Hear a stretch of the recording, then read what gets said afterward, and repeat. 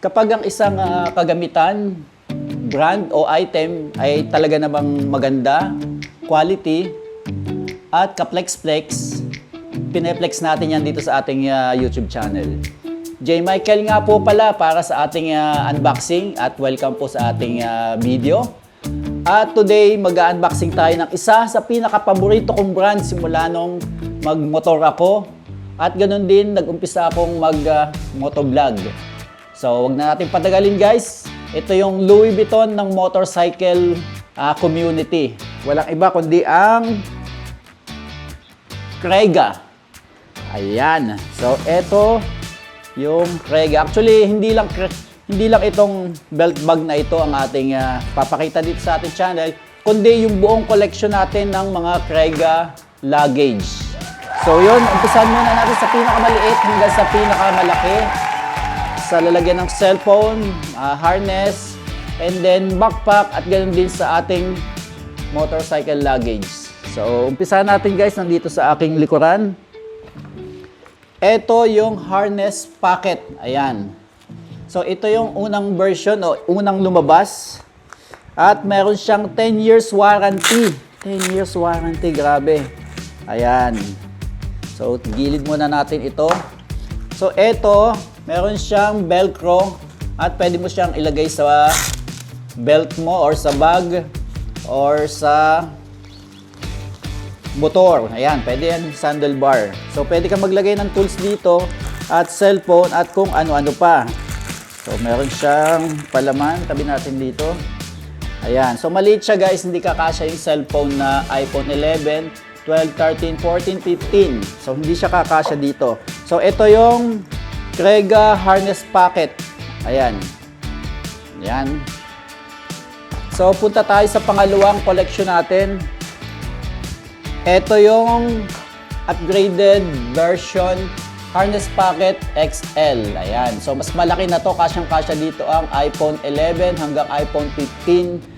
Yung Pro Max version. So, ito yung isa sa paborito ko, guys. So, yan. So, 10 years warranty din siya. Basta tago niyo yung resibo para mapalitan ng bago. Lalo na yung mga zipper. Pag nasira yan, no question asked, papalitan agad yan ng Crega. Pero disclaimer lang po, hindi po ito sponsor. Lahat po ng unboxing natin o i-flex natin dito ay binili ko. Binili ko po yan. Wala pong nagbigay sa atin. So, gilid natin yung mga napakita ko na. So, ayan po guys. Ayan. So, isang packet lang yan. Hindi siya waterproof, pero splash proof. So, same with yung unang harness na pinakita ko. Ganun din guys. Mamaya papakita ko kung paano gamitin to. Ayan. Mabilis lang yung ating video para hindi tayo maboard. So, ito yung kauna-unahan kong binili. Ayan. So, ito yung pinakang sikat, very popular sa mga motorcycle rider. Ito yung Crega R3. So, 3 liters siya, kung di tayo nagkakamali. Ayan. Kaya siya ay R3. 3 liters ba? Or 5 liters. So, medyo naguluhan ako. Lagay natin sa ating screen. And ganun din yung mga presyo guys, lagay natin sa screen. Hindi ko kabisado yung mga presyo na to kasi hindi ko siya binili ng sabayan. Paisa-isa ko siyang binili hanggang sa naipon lang. Actually, hindi ko nagagamit pa yung iba at hindi ko pa nabubuksan. So, ito ay yung waterproof liner niya. Nalalabhan, natatanggal. May isa pang packet dito. Ito hindi waterproof, splashproof lang siguro. Ito, mababasa ang gamit nyo dito. So, para safe, dito nyo ilagay sa loob. And then, meron pa ditong see-through. Ito may...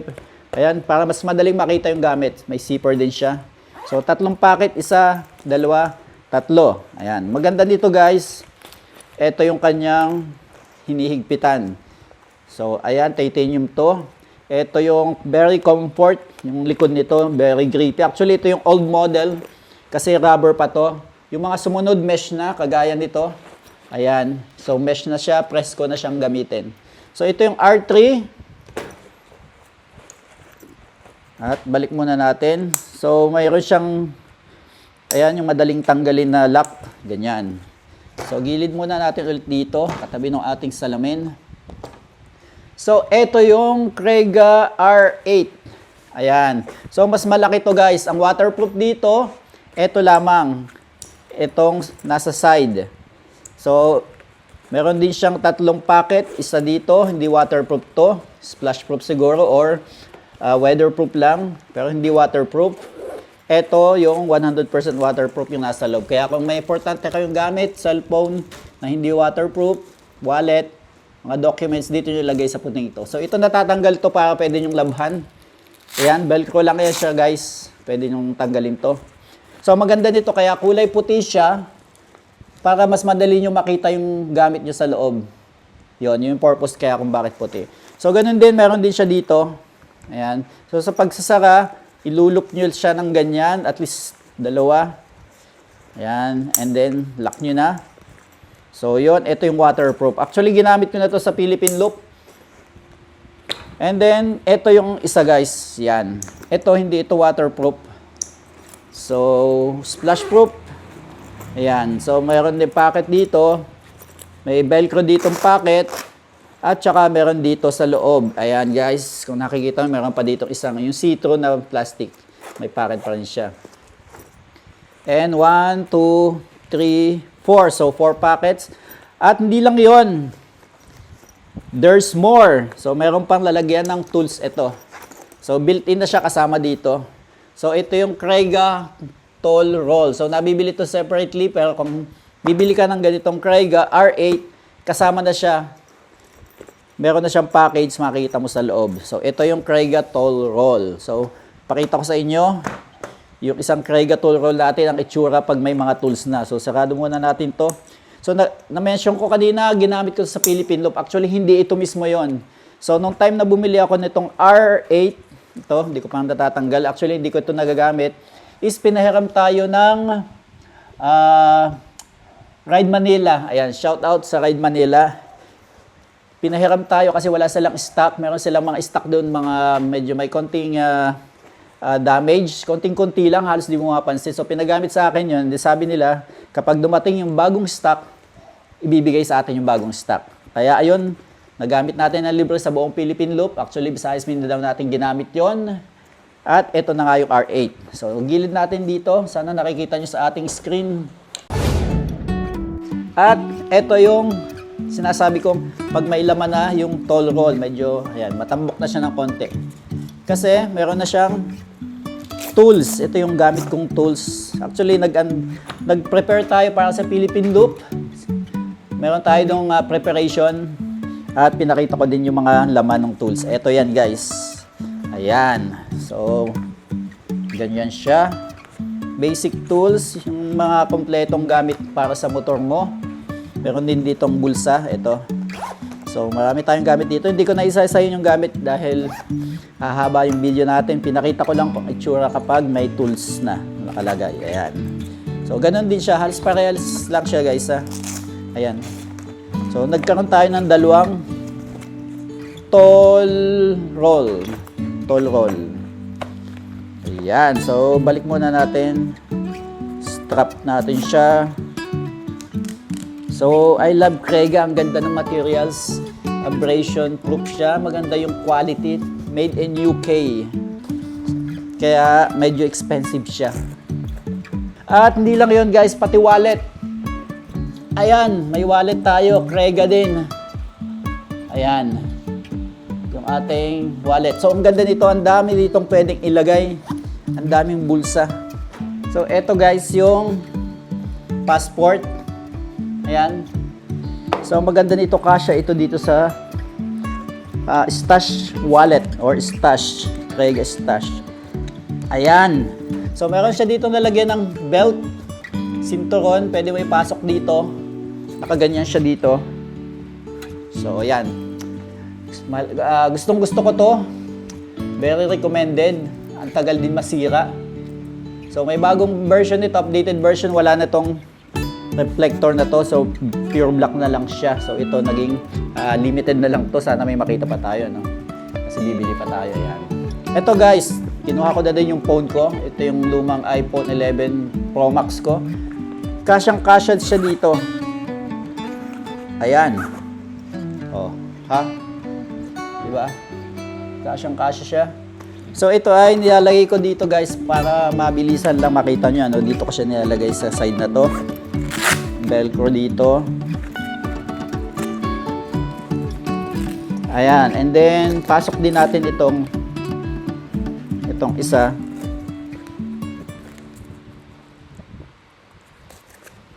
So, ganyan magiging itsura niya, guys. Hindi mo na kailangan iikot yung para mabuksan to, no? Hindi mo na kailangan iikot sa belt mo. Pag kukuha ka ng cellphone, mabilisan, may pipicturean ka, kuha mo to, picture, balik mo kaagad. So, hindi siya hassle. So, sa iba, hindi siguro nila alam to or alam nila pero hindi nila ginagawa. So, ako, ganito yung setup ko. Ayan. Cellphone, dedicated sa cellphone dito. So, ito, hindi ko na lalagyan dito. Masyadong OA na. Pag nilagay ko dito, lalagyan ng pera siguro. Important document. So, masyadong OA na, no? Save natin sa ibang paggagamitan. So, ayan guys. Pinakita ko na sa inyo kung paano itong ginagamit. And then, ayun. Punta na tayo sa backpack. Meron tayo ditong backpack. Ito yung Crega R15. Ayan. So, 15 liters capacity. So, kapag naliliitan ako sa R3, dito sa R50, R8, ito yung ginagamit natin sa backpack. Ayan. So, yan ang ating gamit. So, ito guys, pwede rin natin siyang, maganda nito, napaka-komportable niyang gamitin. Dahil yung bigat is napupunta sa dibdib, wala masyado sa likod. So, kalat. So, ganyan siya guys. Ayan. Ito, pwede rin natin gamitin dito yung lalagyan ng cellphone natin. Pakita ko lang sa inyo guys na mabilisan lang. So, dito ko siya kinakabit. Ayan. So, nakaganyan siya. O, diba? Tapos nakaganyan. Yan. So, umuulan. Gilid muna natin dito guys. Patong muna natin dito. Yung ating R15. At next na natin itong Crega R22. Ayan. R22. So, ito 100% waterproof. So, hindi ko pa siya nagagamit guys actually. Siguro mga 2 months na itong nandun lang sa ating cabinet. So, ganitong itsura niya. Medyo wala lang siyang laman kaya hindi siya nakahulma, no? So, ito siya. So, naka-roll din siya. So, dito mo ilalagay lahat ng gamit mo. Ayan. So, kulay puti din yung inner liner niya or yung lining. Ayan. Nalalabhan din para kita din yung gamit kaya puti. So, kailangan naka-roll talaga siyang ganyan. So, very confident to. So, kapag kinapos pa rin ako sa kagamitan para dito sa R15, etong R22 ang ating gagamitin. Ayan. So, magaan lang naman siya. So, yung materials na ginamit nito, napakaganda guys. At yun na nga guys, dadako na tayo sa luggage ng ating motor kapag itong ating MT-07 ang ginagamit kasi wala tayong lalagyan ng top box. So, ito yung ginagamit natin. Ayan. Pag kinulang pa rin tayo, guys, meron tayo ditong ito, 5 liters. And then, ito, 5 liters din. US 5, ang pangalan niya. So, dalawa siya. Pair. And then, US 20. And then, last is ito. So, lagyan natin ng gasolina. So, hindi siya lalagyan ng tubig. Pwede nilagyan ng baonan. Pero, I prefer gasolina ilagay natin. So, ito yung ginamit ko sa Philippine Loop natin at sa Boss Ironman. So, pakita ko sa inyo. Kalasin lahat natin to nang makita nyo yung difference. So, ang kagandahan nito guys is parang modular siya. Nakakalas siya. Ito yung lalagyan ng gasolina. So, baklasin muna natin to. And then, isa-isahin natin. Actually, malapit na tayong matapos. Ayan. So, Crega. Maraming gumaya ng design. Pero sa quality, talagang napakatibay ng Crega. Ayan. So, pwede din siya nakaganyan pala guys. So, depende kung gaano karami ang gamit mo. 20 plus 5, 25 plus 5, so 30. And then gasolina. Pakita ko sa inyo to guys. tabi muna natin to. Ayan. So, napakita ko na rin to sa preparation ko sa Philippine Loop. I'm not sure kung napakita ko din sa Boss Ironman. Ayan. So, ito yung lalagay ng gasolina. 1 liter. Ayan. So, magkaiba siya kasi ito isa galing sa Japan. Doon ko siya napabili. So, parehas lang naman ang quality. Design talaga siya para sa gasolina. Diba? Ayan. So, baba na lang natin dito. Hypalon yung materials na ginamit. So, modular, may mga metal dito. Actually, alloy yan. Aircraft grade daw tong mga metal na to. Pangalang Crega, may butas-butas para sumingaw, madaling sumingaw yung init. May butas din dito para pag umulan, dito lalabas yung tubig. At saka din dito. So, hindi masyadong kulong. Balik na natin yung ating bote. Ayan, so hila dito, pasok dito. So, secured na secured yung lalagyan ng gasolina natin. Dito muna. Mayroong bulsa dito. And then, ganun din guys, may roll top din siya dito. Nabubuksan dito. At kulay puti din yung liner niya. Ayan. Ayan. So, ganun din yung isa. Huwag na natin pakita. Same lang sila. Same lang nito. So, ito yung US 20. Ayan. Yung isa, US 5. Merong US 10. Mas maliit ng konti dito. Pwede rin dito sa gilid ilagay dito. At saka dito. So, ayan, US 20. May bulsa dito. Hindi siya waterproof.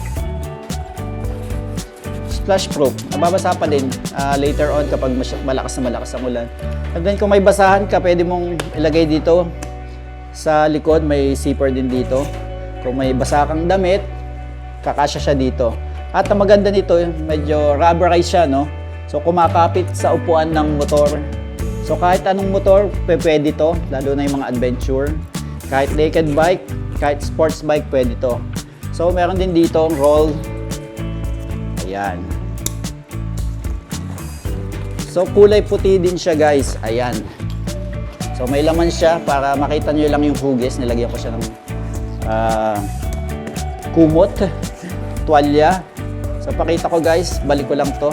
And at the same time, pwede nyong gamiting sling bag to. Ayan. So, ito natatanggal to. Ayan, oh. And then, ganun din ito. So, 4 siya. Ito yung nagkakabit dun sa motor. So, yung motor ko meron talagang kabitan. So, pwede siyang sling bag dahil meron siyang kasamang strap. Ito yung strap niya. So, may kabitan siya dito. At saka dito. Just in case ito lang yung dala nyo, which is enough na to sa mga 2 days. 2 to 3 days siguro, maximum na travel o long drive. Pwede to. So, pasok kayo sa mall. Ayun yung iwan to. Ayan. So, tayo. Para makita nyo. Ayan. So, pwede siyang sling bag. Diba? Ayan. So, yan ang ating collection. Tanggalin na natin. Hindi ko mabilang na guys kung gaano kadami yung ating Crega bag. Patong lahat natin dito. So, yun guys for today's video. Pinlex lang natin yung paborito nating luggage at wallet, stash wallet, and then lalagyan ng cellphone, lalagyan ng bag, everything waterproof except dito hindi ito waterproof. So splash proof lang din siya or mababasa pa rin kapag matagal ang ulan, papasukin to. So huwag natin kalimutan yung R15, pero ang maganda nito 15 liters lang siya, maliit, sakto sa mga short ride at ganoon din sa mga trail, magandang pang trail kasi may lalagyan siya ng tubig, ilalabas nyo dito. Yan, tapos sisip-sipin nyo na lang nakalabas dito. So thank you for watching guys and welcome sa ating segment na flex mo, mga gamit mo. Flex mo gamit mo. Invento ko lang yung guys ha. So why not, di ba? Kung may magandang gamit, item, unboxing natin dito, i-flex natin para alam nyo yung mga gamit na gusto nyong bilhin. May idea na kayo. And then sa price list guys, ilagay ko yung price sa bawat video, bawat item na pinakita ko sa inyo. So, thank you for watching guys. I'll see you in the next one. Bye!